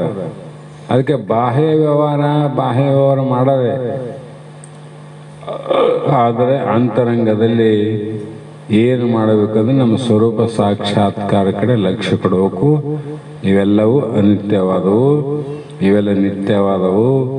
ಆದರೂ ಇವು ಯಾವೂ ಕೂಡ ಸುಖವನ್ನು ಆನಂದವನ್ನು ಕೊಡಲಾರದಂಥ ವಸ್ತುಗಳು ಅಂತ ಮನುಷ್ಯನಾಗ ತಿಳ್ಕೊಂಬಿಟ್ರೆ ಎಷ್ಟು ಕಡಿಮೆ ಆದ್ರೂ ಅವನ ನಗ್ತಾ ಇರ್ತಾನ, ಹೆಚ್ಚಾದ್ರೂ ನಗ್ತಾನ. ಆದ್ರೆ ಲೆಕ್ಕ ಮನುಷ್ಯನಾಗ ಇಟ್ಟವನಿಗೆ 10 ಕಡಿಮೆ, 100 ಕಡಿಮೆ ಆದರೆ ದುಃಖ ಪಡ್ತಾನ, 100 ಹೆಚ್ಚಾದ್ರೆ ಆನಂದ ಪಡ್ತಾನೆ. ನೋಡ್ರಿ ಬೇಕಾದ್ರೆ ಬರೀ 100 ಕಡಿಮೆ ಆದ್ರೆ ದುಃಖ ಆಗ್ತದೆ. ಯಾಕೆ? ಲೆಕ್ಕ ಮಾಡಕತ್ತಿದ್ರೆ ದುಃಖ ಆಯ್ತು. ಆ ಕಾರಣದಿಂದ ಇಲ್ಲಿ ಕ್ಷೇತ್ರಜ್ಞ ವಿಭಾಗವನ್ನು ಭಗವಂತನು ಇಲ್ಲಿಯವರೆಗೆ ಹೇಳಿ ಅದೇ ವಿಷಯವನ್ನು ಮತ್ತೊಂದು ವಿಧವಾಗಿ ಬೋಧಿಸಲು ಆರಂಭಿಸದ ಆಗ್ತದೆ. ಬೋಧ ಹೇಗಿರ್ಬೇಕಂದ್ರೆ, ಹಿಂದೆ ಕೂಡ ನೀವು ಕೇಳಿರಿ, ನಾವು ಕೇಳೀವಿ. ಪರೀಕ್ಷಿತ ರಾಜ ಅಂತ ಇದ್ದ. ಆತ ಯಾರು? ಪರೀಕ್ಷಿತ ಅಂದ್ರೆ ಅರ್ಜುನನ ಮಗ ಅಭಿಮನ್ಯು, ಅಭಿಮನ್ಯುವಿನ ಮಗ ಪರೀಕ್ಷಿತ. ಆದ್ರೂ ನೋಡಿ ಧರ್ಮ ಸಂಸ್ಕಾರ ಹೆಂಗ್ ಬಂತಂತ. ಪರೀಕ್ಷಿತನಿಗೆ ಧರ್ಮ ಸಂಸ್ಕಾರ ಇತ್ತು ಅವನಿಗೆ. ಆ ಸಂಸ್ಕಾರ ಯಾಕೆ ಬಂತು? ಅರ್ಜುನನಿಂದ ಬಂದದ. ಅರ್ಜುನನ ಸಂಸ್ಕಾರ ಅಭಿಮನ್ಯನಲ್ಲಿ, ಅಭಿಮನ್ಯನ ಸಂಸ್ಕಾರ ಪರೀಕ್ಷಿತನಲ್ಲಿ. ಆವಾಗ ಏನಾಯ್ತು, ಅಲ್ಲಿ ಒಬ್ಬ ಋಷಿ ತಪಸ್ಸಿ ಕುಂತಿದ್ದ ಅಷ್ಟೆ. ಆ ತಪಸ್ಸಿ ಕುಂತಂತ ಋಷಿಯನ್ನು ನೋಡಿ ಅವನು ಏನ್ ಮಾಡಿದ, ಪರೀಕ್ಷಿತ ಸತ್ತಂತ ಹಾವನ್ನು ಆತನ ಕೊರಳಲ್ಲಿ ಹಾಕಿಬಿಟ್ಟು ನೋಡ್ರಿ, ಕೊರಳಿಗೆ ಹಾಕಿದ. ಆ ತಪಸ್ಸಿನ ಸ್ಥಿತಪತಿಯಿಂದ ಹೊರಗೆ ನೋಡಿದಾಗ ಕೊರಳಲ್ಲಿ ಹಾವಿತ್ತು. ಸ್ಥಿತಪತಿನ ಅವಸ್ಥೆಯಲ್ಲಿ ಆತಗೆ ಹಾವು ಅಂತನೂ ಗೊತ್ತಿಲ್ಲ, ಹಗ್ಗಂತನೂ ಗೊತ್ತಿಲ್ಲ, ಹೂವಿನಾರನೂ ಗೊತ್ತಿಲ್ಲ. ಆವಾಗ ಆ ಒಬ್ಬ ಋಷಿ ಏನ್ ಮಾಡಿದ, ಯಾವ ಸತ್ತ ಹಾವನ್ನು ಕೊರಳಿಗೆ ಹಾಕಿದ್ದಲ್ಲ, ಇದೇ ಹಾವು ಕಚ್ಚಿ 7 ದಿನದಲ್ಲಿ ನೀನು ಸಾಯಬೇಕು ಅಂತ ಆತೇನು ಮಾಡಿದ, ಶಾಪ ಕೊಟ್ಟ. ಆವಾಗ ಪರೀಕ್ಷಿತನಿಗೆ ಆ ಶಾಪದ ಮಹತ್ವ ಅರಿವು ಬರ್ಬೇಕಾದ್ರೆ ಅವನಿಗೆ ಜ್ಞಾನ ಆದಂತರೋ ಇಲ್ಲ ಅಂತಿರೋ. ನಾವಂತೀವಲ್ಲ, ಯಾರನ್ನ ಶಾಪ ಕೊಟ್ರೆ ಇಂಥ ಶಾಪ ಬಾಳ್ ನೋಡಿ ನೋಡು, ನಿನ್ನ ಶಾಪ ಏನು ಮಾಡ್ತದ ಅಂತೀವಿಲ್ಲ ನಾವು. ಯಾಕಂದ್ರೆ ಆ ಶಾಪದ ಒಂದು ವಿಚಾರ, ಅದರ ಶಕ್ತಿ ಗೊತ್ತು ಆದವನು ಮಾತ್ರ ವಿಚಾರ ಮಾಡ್ತಾನ. ಭಯ ಬರ್ತದ, ಏನಪ್ಪ ಶಾಪ ಕೊಟ್ಟರು. ಆ ವ್ಯಕ್ತಿ ಶಾಪ ಕೊಟ್ಟರು ಅಂದ್ರೆ ಆ ವ್ಯಕ್ತಿತ್ವ ಪರೀಕ್ಷಿತ ರಾಜನಿಗೆ ಅನುಭವ ಆಯ್ತು. ನಾನು ಭಾಳ ತಪ್ಪು ಮಾಡಿದೆ, ಮಹಾಜ್ಞಾನ ತಪಸ್ವಿ ಅಂತರ್ಮುಖ ಧ್ಯಾನದಲ್ಲಿ ಅಂತವನ್ನು ಕೊರಡಿ ಹಾಕಿದೆ. ಅವರ ಶಾಪ ಸುಳ್ಳು ಆಗ್ಲಿಕ್ಕೆ ಸಾಧ್ಯನೇ ಇಲ್ಲ. ಹೇಗೆ ಮಾಡೋದು ಅಂತ ಅವನಿಗೇನಾಯ್ತು ಅಂದ್ರೆ, ನೀರಿನಲ್ಲಿ ಈಜು ಬರಲಾರ್ದ ಬಿದ್ದವನು ಹೆಂಗೆ ಒದ್ದಾಡ್ತಾನ ಅದ್ರಂಗೆ ಒಯ್ದಾಡ್ಲಿಕ್ಕೆ ಶುರು ಮಾಡಿದ ಮನಸ್ಸು. ಹೇಗೆ ಮಾಡೋದು. ಆ ಸಮಯದಲ್ಲಿ ವ್ಯಾಸರು ಅಂತಲೂ ಬರೀತಾರೆ, ನಾರದರು ಅಂತಲೂ ಬರೀತಾರೆ. ಅವರು ಭೇಟಿಯಾದಾಗ ಯಾಕೆ ಚಿಂತಾಮುಖರಾಗಿ ಚಿಂತೆ ಮಾಡ್ತಿದ್ದಿ ರಾಜ ಅಂದಾಗ, ನನ್ನಿಂದ ಅಪರಾಧ ಆಗ್ಯದ, ಈ ಥರ ಆಗಿದೆ, ಅದಕ್ಕೆ ಶಾಪ ಕೊಟ್ಟಾರ, 7 ದಿನದಲ್ಲಿ ನೀನು ಸಾಯ್ತಿದ್ದಿ. ಅದಕ್ಕೆ ನನಗೇನಾಗ್ಯದ, ಈಗ 7 ದಿನದಲ್ಲಿ ನಾ ಸಾಯಿಲಾರ್ದಂಗೆ ಆಗ್ಬೇಕಾಗ್ಯದ, ಅದಕ್ಕೆ ಉಪಾಯ ಏನು ಅಂತ ಕೇಳಿದ. 7 ದಿನದಾಗಂತೂ ಸಾಯೋದು ಶಾಶ್ವತ. ಅದಕ್ಕೆ 7 ದಿನದ ಒಳಗಾಗಿ ಈ ಸಾವಿನಿಂದ ನಾ ಕಡೆಗೆ ಆಗ್ಬೇಕಷ್ಟೆ, ಮುಕ್ತನಾಗ್ಬೇಕಂದ. ನೋಡ್ರಿ ಎಂಥ ವಿಚಾರ ಬಂದು. ಆ ವಿಚಾರ ಪರೀಕ್ಷಿತನಲ್ಲಿ ಬರಬೇಕಾಗಿದ್ರೆ ಹಿಂದಿನ ಸಂಸ್ಕಾರ ಎಷ್ಟಾದ. ಅವನೇನು ಕೇಳಲ್ಲ, ಬದುಕಬೇಕಂತ ಅಷ್ಟೇ ಕೇಳಲ್ಲ. ಸಾವಂತೂ 7 ದಿನದಲ್ಲಿ ಆದ್ರೂ ಬರ್ತದ, 7 ವರ್ಷ ಆದ್ರೂ ಬರ್ತದ, 70 ವರ್ಷ ಆದ್ರೂ ತಪ್ಪಿದ್ದಲ್ಲ. ನನಗೆ ಅದರ ಲಕ್ಷ್ಯ ಇಲ್ಲ. ಆದರೆ ಈ ಜನ್ಮದಲ್ಲೇ, ಮುಂದಿನ ಜನ್ಮದಲ್ಲಿ ಮತ್ತೆ ಬರ್ಬೋದು ಆಯುಷ್ಯ. ಅದು ಈ ಜನ್ಮದಲ್ಲಿ ನನಗೆ ಆಯುಷ್ಯ ಎಷ್ಟು ಉಳಿದದ, ಬರೀ 7 ದಿನ ಉಳಿದದ ಮಹಾತ್ಮರೇ. ಅದಕ್ಕಾಗಿ ಅಷ್ಟರೊಳಗೆ ನಾನು ಮುಕ್ತನಾಗಬೇಕು, ಈ ಸಾವಿನಿಂದ ನಾನು ಪಾರಾಗಬೇಕಂತ ನೋಡ್ರಿ. ಎಂಥ ಮಾತು ಕೇಳ್ಯಾರ ಅವರು. ನಾವು 100 ವರ್ಷ ಆಯುಷ್ಯಿದ್ರು ಕೂಡ ಕೇಳೋಕ್ಕಾಗೋದಿಲ್ಲ, ಕೇಳಿದ್ದನ್ನ ತಿಳ್ಕೋಕ್ಕಾಗಲ್ಲ, ತಿಳ್ಕೊಂಡು ಕೂಡ ಉಳ್ಸೋಕ್ಕಾಗವಲ್ತು. ಅಲ್ಲಿ 18 ದಿನದಲ್ಲಿ ಅಲ್ಲಿ ಆಯ್ತು, 7 ದಿನದಲ್ಲಿ ಇಲ್ಲಿ ಆಯ್ತು ನೋಡ್ರಿ. ಅದಕ್ಕೆ ಅಲ್ಲಿ ಭಾಗವತ ಅನ್ನುವಂಥ ಗ್ರಂಥದಲ್ಲಿ ಇದನ್ನು ಬಹಳ ಮುಖ್ಯವಾಗಿ ಹೇಳ್ತಾರೆ. ಭಾಗವತ ಯಾಕಾಯಿತು ಅಂದರೆ, ಪರೀಕ್ಷಿತ ರಾಜನ ಸಂವಾದದಿಂದ ಭಾಗವತ ಆಯಿತು. ಕೃಷ್ಣ ನಿಮಿತ್ತದಿಂದ ಇದಾಯ್ತು, ಭಗವದ್ಗೀತೆ ಆಯ್ತು ನೋಡ್ರಿ. ಕೊನೆಗೆ 7 ದಿನದಲ್ಲಿ ಅವನಿಗೇನಾಯಿತು, ಮೋಕ್ಷ ಆಯ್ತಿಲ್ಲ ಮೋಕ್ಷ. ಅದರಂತೆ ಇಲ್ಲಿ ಕೂಡ ಯಾವಾಗಲೂ ನಾವು ಆತ್ಮನನ್ನ ಕುರಿತು ಪುನಃ ಕೇಳದಿದ್ದರೆ ಅದರಲ್ಲಿ ನಿಶ್ಚಯ ಉಂಟಾಗಲಾರದು. ಸ್ಪಷ್ಟವಾಗಿ ಹೇಳ ನೋಡ್ರಿ. ಪದೇ ಕೇಳದಿದ್ದರೆ ನಂಬಿಕೆ ವಿಶ್ವಾಸ ಬರೋದೇ ಇಲ್ಲ. ಯಾವಾಗನ ಬಂದಾಗ ಕೇಳ್ತೀವಲ್ರಿ, ಕೇಳ್ತಿದ್ದಿ, ಆದ್ರೆ ವಿಶ್ವಾಸ ಬರ್ಬೇಕಾದ್ರೆ ಪದೇ ಮೇಲಿಂದ ಮೇಲೆ. ಹಾಗಾಗಿ 7 ದಿನದಲ್ಲಿ ಕೇಳಿದ್ದನ್ನ ಶ್ರವಣ ಮಾಡಿ ಮನನ ಮಾಡಿ ನಿಧಿಧ್ಯಾಸಕ್ಕೆ ಬಂದ್ರಲ್ಲ, ಸಾಮಾನ್ಯ ಕೆಲಸನದು. ಹಾಗಾಗಿ ನಾವು ಕೂಡ ಇಲ್ಲಿ ಏನು ಮಾಡೋದು, ಮತ್ತೆ ಹೇಳಿದ ವಿಷಯವನ್ನು ಮತ್ತೆ ಬೋಧಿಸುತ್ತಾರೆ. ಕೇಳಿದ್ದನ್ನ ಕೇಳಂಗ, ಹೇಳಿದ್ದನ್ನೇ ಗುರುಗಳು ಹೇಳ್ತಾರೆ. ಬಹಳ ವ್ಯತ್ಯಾಸ ಬಹಳ ಇರಂಗಿಲ್ಲ. ಅದಷ್ಟೇ ಸರ್ವಜ್ಞ ಏನು ಹೇಳಿದ, ಹೇಳಿದ್ದನ್ನೇ ಹೇಳುವ ಗುರು, ಕೇಳಿದ್ದನ್ನೇ ಕೇಳಿ ಸುಖಿಸುವ ಶಿಷ್ಯ. ನಾವು ಮಾಡಿದ್ದನ್ನು ಮಾಡಿ ಕೊಟ್ರೆ ಅದನ್ನು ತಿಂದು ಸುಖಪಟ್ಟಿವಿಲ್ಲ ನಾವು. ಬಾನ ಮಾಡು, ರೊಟ್ಟಿ ಮಾಡು. ನಿನ್ನೆ ಮಾಡಿದ್ದು ಇವತ್ತು ಮಾಡಿರಲಿಲ್ಲ, ಇವತ್ತು ಮಾಡಿದ್ದು ನಾಳೆ ಮಾಡ್ತಾರಿಲ್ಲ, ನಾಳೆ ಮಾಡಿದ್ದು ಇನ್ನು ವರ್ಷಗಟ್ಟೆ ಅದೇ ಇರ್ತದೆ. ಅದು ಮಾಡಿದ್ದನ್ನು ತಿಂದಿದ್ದನ್ನು ತಿಂದು ತಿಂದು ತಿಂದು ಸಾಕಾಗಿಲ್ಲ ಮಗ. ಅದು ಇಲ್ಲಿ ಕೇಳಿದ್ದನ್ನು ಕೇಳೋಕೆ ಬೇಸರ ಬರ್ತದೆ. ಈ ಬೇಸರ ಬರೋಕ್ಕೆ ಕಾರಣ ಏನಂದರೆ ನಿನ್ನ ಪುಣ್ಯದ ಅಭಾವ ಅದ, ಪುಣ್ಯದ ಅಭಾವ ಅದ, ಅದಕ್ಕೆ ಬರಗೊಡಂಗಿಲ್ಲ. ಅದು ಮೊನ್ನೆ ಹೇಳಿದ್ದೀನಿ ನಿಮ್ಗೆ, ಪುಣ್ಯದ ಅಭಾವ ಇದ್ದರೆ ಏನು ಕೆಲಸ ಕೊಡೋಂಗಿಲ್ಲ. ಹಾಗಾಗಿ ಅನೇಕ ಸಾರಿ ಹೇಳದೆ ಹೋದರೆ ಗ್ರಹಿಸಲಾಗುವುದಿಲ್ಲ. ಭಾಳ ಸಲ ಹೇಳದಿದ್ದರೆ ತಿಳಿಯೋ ಮಾತಲ್ಲ. ಪ್ರಪಂಚದ ಮಾತುಗಳೇ 2 ಸಲ 3 ಸಲ ಹೇಳಿದ್ರೆ ಯಾಕೆ ಗೊತ್ತಾಯ್ತಪ್ಪ ಅಂತೀವಿ. ಒಂದೇ ಸಲ ಗೊತ್ತಾಯ್ತೇನು? ಮತ್ತಿದು ಎಂದೂ ಕೇಳಲಾರದ ಬ್ರಹ್ಮವಿದ್ಯೆ. ಇದು ಜನ್ಮ ಜನ್ಮದಲ್ಲಿ ಕೇಳಲಾರದ ಬ್ರಹ್ಮವಿದ್ಯೆ. ಆದರೆ ಲೌಕಿಕ ವಿದ್ಯೆ ಹೇಗಾಗಿದೆ ಅಂದರೆ ಜನ್ಮಾಂತರದಲ್ಲಿ ಕೇಳಿದ್ದೇ ವಿದ್ಯೆ, ಅದು ಮಾಡಿದ್ದೇ ವಿದ್ಯೆ. ತಾಯಿ ಮಗುವಿಗೆ ಏನು ಮಾಡ್ತಾಳ ಅಂದರೆ ಏನೂ ಗೊತ್ತಿಲ್ಲದಂಥ ಒಂದು ಚಿಕ್ಕ ಮಕ್ಕಳಿಗೆ ಶ್ಲೋಕವನ್ನು ಕಲಿಸ್ತಾಳ, ಪದ್ಯವನ್ನು ಹೇಳ್ತಾಳ, ಹಾಡನ್ನು ಕಲಿಸ್ತಾಳ. ನೋಡ್ರಿ ಭಾಳ ಕಡೆ ಈಗ ನಮ್ಮ ಅನುದೀಪ್ ಡಾಕ್ಟ್ರು ಮಗಳು ಸುಮಾರು 18-19 ಶ್ಲೋಕವನ್ನು ಹೇಳ್ತಾರೆ, ಸಂಸ್ಕೃತ ಶ್ಲೋಕ, ಕಂಠಪಾಠ. ಇದ್ರಂಗೆ ಇನ್ನೂ ಬಹಳಷ್ಟು ಊರಾವ. ಉದಾಹರಣೆಗೆ ಹೇಳಿದೆ ನಾನು, ಅಲ್ಲಿ ನಾವು ಕೇಳಿದ ಒಂದು ಶ್ಲೋಕ ನಮಗೆ ಉಳಿಯವಲು ಮತ್ತೆ ನೆನಪಾಗೋದಿಲ್ಲ. ಆ ಶ್ಲೋಕ ಹೇಳ್ತಂದ್ರೆ ತಾಯಿ ಎಷ್ಟು ಸಲ ಹೇಳಿರ್ಬೋದು. ತಾಯಿ ಆ ಮಗುವಿಗೆ ಎಷ್ಟು ಸಲ ಹೇಳಿ ಹೇಳಿ ಹೇಳಿ ಆ ಪದ್ಯವನ್ನು ಕಲ್ತಳಿಲ್ಲ. ಅದರಂತೆ ಮತ್ತೆ ಮತ್ತೆ ಆ ಪದ್ಯದಾಗ ತಪ್ಪಿದಾಗ ಮತ್ತೆ ಮತ್ತೆ ತಿದ್ದಿ ತಿದ್ದಿ ತಾಯಿ ಹೇಳ್ತಾಳೆ. ಹಂಗಲ್ಲ, ಇದು ಹಿಂಗೆ ಅನ್ಬೇಕು.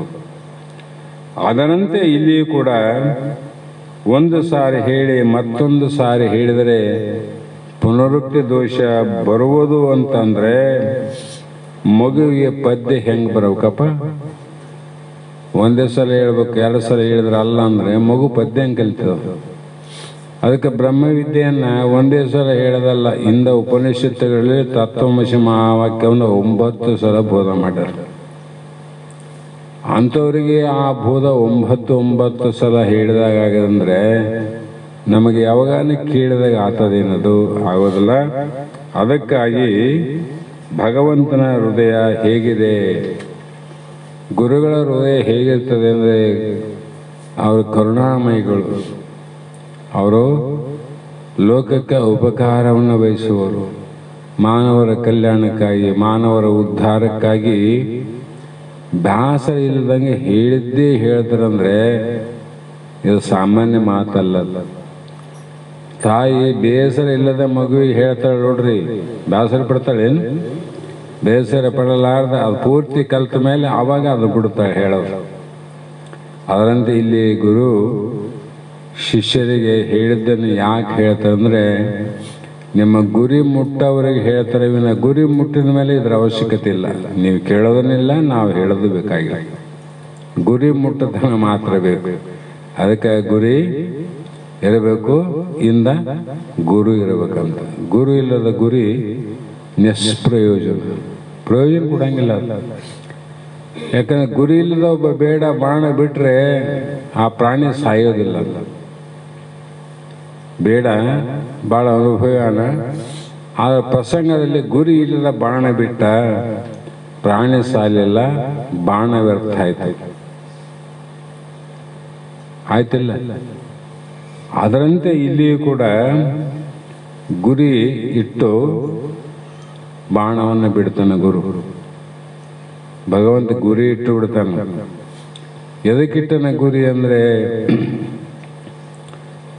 ಎಲ್ಲರ ಗುರಿ ಏನಾವಂದರೆ ಬಾಹ್ಯದ ಭೌತಿಕ ದೇಹಗಳನ್ನು ನಾಶ ಮಾಡುವಂಥ ಬಾಣಗಳೇ ಯಾವ. ಆ ಬಾಣ ಬಿಟ್ಟರೆ ವಿನ ಚಿಗರಿಗೆ ಬಾಣ ಬಿಟ್ಟ ಚಿಗರಿ ಸತ್ತಿತು, ಹುಲಿಗೆ ಬಾಣ ಬಿಟ್ಟ ಹುಲಿ ಸತ್ತು, ಆನೆಗೆ ಬಾಣ ಬಿಟ್ಟ, ಆನೆ ಸತ್ತು. ಮತ್ತು ಇನ್ನು ಮಾನವನಿಗೆ ಬಾಣ ಬಿಟ್ಟ, ಮಾನವ ಸತ್ತ. ಹೌದಿಲ್ಲ? ಆದರೆ ಈ ಬಾಣ ಏನದ, ಗುರುನಾಥನ ಜ್ಞಾನದ ಬಾಣ ನಿನ್ನ ದೇಹದ ಒಳಗೆ ಹೋಗಿ, ದೇಹಕ್ಕೆ ಒಂದು ಚೂರು ಗಾಯ ಆಗಲಾರ್ದಂಗೆ ಒಳಗೆ ಹೋಗ್ತದೆ. ಒಳಗೆ ಹೋಗಿ ಅಜ್ಞಾನ ಎಂಬ ಮೃಗವನ್ನು ನಾಶ ಮಾಡ್ತದೆ. ಅಜ್ಞಾನ ಎಂಬ ಪ್ರಾಣಿ ಇದು, ದೊಡ್ಡದಿದು. ಈ ಪ್ರಾಣಿಯನ್ನು ಕೊಲ್ಲಲಿಕ್ಕೆ ಯಾರಿಗೂ ಸಾಧ್ಯ ಅಂದರೆ ಒಬ್ಬ ಗುರಿಯನ್ನು ಬಲ್ಲಂತ ಗುರುನಾಥನಿಂದ ಸಾಧ್ಯ ವಿನ ನಮ್ಮಂಥವರಿಂದ ನಿಮ್ಮಂಥವರಿಂದ ಸಾಧ್ಯ ಇಲ್ಲ. ಯಾಕಂದ್ರೆ ದೇಹ ಸಿಡಿರಬಾರ್ದು, ದೇಹದ ಒಳಗಿರುವಂಥ ಪ್ರಾಣಿ ಸಾಯ್ಬೇಕಾಗ್ಯದ. ಸಾಮಾನ್ಯವೇನದು? ಆ ಗುರಿ. ಆ ಗುರಿ ಯಾಕೆ ಬಂತು? ಸಾಧನದಿಂದ ಬಂದದ ಗುರಿ. ಈ ಸಾಧನ ಮಾಡಿ ಮಾಡಿ ಆ ಗುರಿ ಬೇಡನಿಗೆ ಸಾಧನದಿಂದ ಗುರಿ ಗೊತ್ತಾಗ್ಯದ. ಅದರಂತೆ ಇಲ್ಲಿ ಕೂಡ ಸಾಧನದಿಂದ ಸಾಧನೆ ಮಾಡಿ ಮಾಡಿ ಮಾಡಿ ಮಾಡಿ ಆ ಗುರಿಯನ್ನು ಬಿಟ್ಟ ಗುರುನಾಥ ಅಂದ್ರೆ ಅಲ್ಲಿ ಅಜ್ಞಾನವೆನ್ನುವಂಥ ಮೃಗ ಸತ್ತೇ ಹೋಗ್ತದೆ. ಮತ್ತೇನಾಗ್ತದ? ದೇಹ ಉಳಿತದ. ನಿನಗೇನಂತ ದೇಹವನ್ನು ಬಿಟ್ಟು ಜ್ಞಾನ ಪಡೆಯೋದು ಅಲ್ಲಿದು. ಜ್ಞಾನ ಆದರೆ ಈ ಶರೀರ ಸತ್ತು ಹೋಗ್ತದ ಅಂತ ತಿಳ್ಕೋದು ಅಲ್ಲಿದು. ಶರೀರ ಸಾಯಿಲಾರ್ದಂಗೆ ಹೊಳಗೋಗಿ ಅದು ಗುರಿ ಮುಟ್ತಾನೆ ಗುರುನಾಥಂದು. ಇದು ಬ್ರಹ್ಮವಿದ್ಯೆಯ ಬಾಣ ಅಂತಿದ್ದು. ಬಾಹ್ಯದ ಬಾಣ ಅಲ್ಲ, ಬ್ರಹ್ಮವಿದ್ಯೆಯ ಬಾಣ. ಅದಕ್ಕಾಗಿ ಪುನಃ ಪುನಃ ಹೇಳುವ ಕಾರಣ ಏನಂದ್ರೆ ಇಲ್ಲಿ ಪ್ರಕೃತಿ ಪುರುಷ ವಿಭಾಗ ಅಂತ ಹೇಗಿದೆ ಅಂದರೆ ಯಾರಿಗೂ ಕಾಣಲಾರದಂಥ, ಯಾರೂ ನಾವು ನೋಡಲಾರದಂಥ ಅಜ್ಞಾನ ಏನದ ನಮ್ಮಲ್ಲಿ ಅಡಿಗದ. ಅದು ಏನು ಮಾಡದ? ನಮ್ಮ ಆನಂದವನ್ನು ಮುಚ್ಚದ. ನಮ್ಮ ಸ್ವರೂಪ ಆನಂದ ಆದ. ನಿದ್ದೆಯಲ್ಲಿ ಎಲ್ಲರೂ ಮಲಗಿರಿಲ್ಲ, ಮಲಗಲಾದವರು ಯಾರಿಲ್ಲ. ನಿದ್ದೆಗೆ ಏನಿತ್ತು? ಏನಿಲ್ಲ. ಮತ್ತು ಆನಂದ ಅಂತ ಆಗ್ಯದಲ್ಲ, ನಿದ್ದೆಗೆ ಸುಖ ಆಗ್ಯದಲ್ಲ. ಎದ್ದ ಮೇಲೆ ನೀ ಹೇಳ್ತಿದ್ದಿಲ್ಲ. ಎದ್ದ ಮೇಲೆ ಹೇಳ್ತಿದ್ದಂದ್ರೆ ನಿದ್ದೆಯಲ್ಲಿ ಆದಂಥ ಸುಖವನ್ನು ನೀನು ಅನುಭವ ಮಾಡಿದ್ರೆ, ಗೊತ್ತಾಗಿದ್ರೆ ಮಂದಿಗೆ ಹೇಳಕ್ಕೆ ಬರ್ತದೆ. ಅಂದರೆ ನೀನು ನಿದ್ದೆ ಮಾಡಿಲ್ಲ ಅಂತ ಅರ್ಥ ಆಯ್ತು. ನಿದ್ದೆಯನ್ನು ನೋಡಿದ್ದಿ. ನಿದ್ದೆಯ ಆನಂದವನ್ನು ನೋಡಿ ನಾವು ಆ ನೋಡಿದ್ದನ್ನು ಬೆಳಗ್ಗೆ ಹೇಳ್ತೇವೆ ಆರಾಮಾಗಿ ನಿದ್ದೆ ಆಯಿತು ಅಂತ. ಅನುಭವ ಮಾಡಲಾದ ಹೇಳಕ್ಕೆ ಬರ್ತದೇನು? ಬರೋದಿಲ್ಲಲ್ಲ. ಇದೇ ಶಾಂಪಲ್. ಈ ನಿದ್ರಾ ಆನಂದ ಶಾಂಪಲ್. ಈ ಆನಂದದ ಸುಖ ಏನದ ಅಲ್ಲಿ ಏನಾಗಿದ್ದಿ ನೀನು ಅಂತ. ದೇಹ ಏನಾಗಿದ್ದು? ದೇಹ ಇಲ್ಲ. ಮತ್ತೆ ಕಣ್ಣು ಏನಾಗಿದ್ದೋ? ಕಣ್ಣಿಲ್ಲ. ದೇಹನಿಲ್ಲ ಅಂದ್ರೆ ದೇಹಕ್ಕೆ ಸಂಬಂಧಪಟ್ಟು ಯಾವೂ ಇಲ್ಲ. ಯಾವೂ ಇಲ್ಲ. ಮತ್ತೆ ಯಾವೂ ಇಲ್ಲ ಅಂದ್ರೆ ಅಲ್ಲಿ ನೀನು ಇದ್ದಿ ಅಂತ ಅರ್ಥ. ನಿದ್ದೆ. ಆ ನಿದ್ದೆ ಅರ್ಥ ಏನಂದ್ರೆ ನೀನು ಇದ್ದಿ ಅಂತ. ಅದಕ್ಕೆ ನಿದ್ದೆ ಅಂದ ಮಹಾತ್ಮ. ನಿದ್ದೆ ಅಂದ್ರೆ ಏನು? ಇದ್ದಿ. ನೀನು ಜಾಗೃತಕ್ಕಷ್ಟೇ ಅಲ್ಲ, ಸ್ವಪ್ನದಾಗೂನಲ್ಲ, ನಿದ್ದೆಗೂ ಕೂಡ ನೀ ಇದ್ದಿ ನೋಡಪ್ಪ ಅಂತ ಹೇಳುವ ತಾತ್ಪರ್ಯ ಇದು ಎಲ್ಲರಿಗೂ ಅನುಭವ ಆಗ. ಹಾಗಾಗಿ ಇಲ್ಲಿಗೆ ಸಮಯ ಆದ ಕಾರಣದಿಂದ ಇವತ್ತಿನ ಶಾಸ್ತ್ರವನ್ನು ಗುರುಪಾದಕ್ಕೆ ಸಮರ್ಪಿಸಿ ನಾವು ನೀವು ಧನ್ಯರಾಗೋಣ ಅನ್ನೋ ಮಾತನ್ನು ಹೇಳ್ತಾ ಮಂಗಲವನ್ನು ಹೇಳ್ರಿ.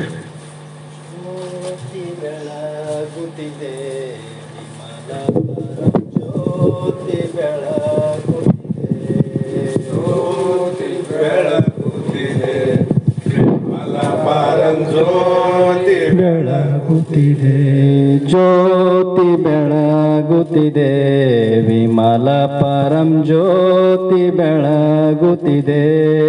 ಜ್ಯೋತಿ ಬೆಳಗುತ್ತಿದೆ, ವಿಮಲ ಪರಂ ಜ್ಯೋತಿ ಬೆಳಗುತ್ತಿದೆ.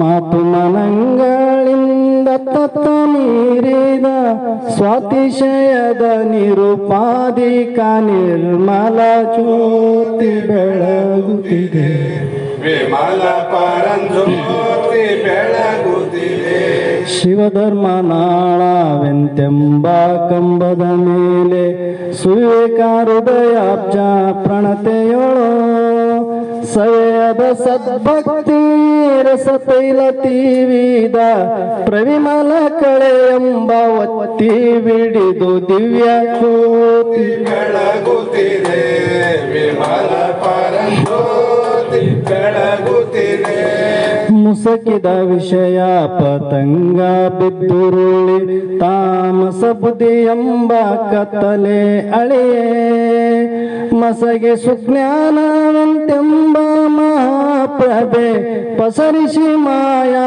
ಕಾಳಿಕ ಪರ್ದದನು ಪಾಮ ಜ್ಯೋತಿ ಬೆಳಗುತ್ತಿದೆ ವಿಮಲ ಪರಂಜ್ಯೋತಿ ಬೆಳಗುತ್ತಿದೆ ಪ್ರಣವಾಕಾರದ ಗುಣ ಮೂರು ಮುಟ್ಟದೆ ಪ್ರಣವಾಕಾರದ ಗುಣ ಮೂರು ಮುಟ್ಟದೆ ಗಣನೆಗೆ ಅತಿತಾಪ್ತವನೆ ತೋರುವ ಅಣು ಮಾತ್ರ ಚಲನೆ ಇಲ್ಲದ ಮೋಕ್ಷ ಚಿಂತಾಮಣಿ ಎನಿಸುವ ಶಂಭೋ ಲಿಂಗವೇ ತಾನಾದ ಜ್ಯೋತಿ ಬೆಳಗುತ್ತಿದೆ ವಿಮಲ ಪರಂ ಜ್ಯೋತಿ ಬೆಳಗುತ್ತಿದೆ ಮಾತು ಮನಂಗಳಿಂದ ತತ್ವ ಮೀರಿದ ಸ್ವಾತಿಶಯದ ನಿರುಪಾಧಿಕ ನಿರ್ಮಲ ಜ್ಯೋತಿ ಬೆಳಗುತ್ತಿದೆ ವಿಮಲ ಪರಂಜ್ಯೋತಿ ಬೆಳಗುತ್ತಿದೆ